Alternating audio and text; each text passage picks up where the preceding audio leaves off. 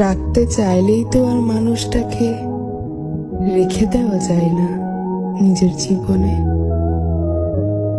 মানুষ তো গৃহপালিত পাখি কিংবা পশু নয় যে তার ইচ্ছে না থাকলেও খাঁচায় বন্দি করে আজীবনের তরে তাকে নিজের করে রেখে দেওয়া যাবে।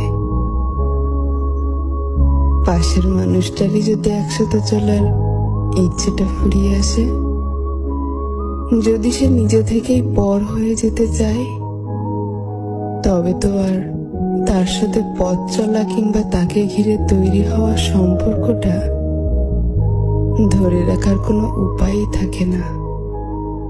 একটা মানুষ যত বেশি শক্তিশালী বা ধৈর্যশীল হোক না কেন, একটা সময়ের পর তাকেও ক্লান্তি ঘিরে ধরে।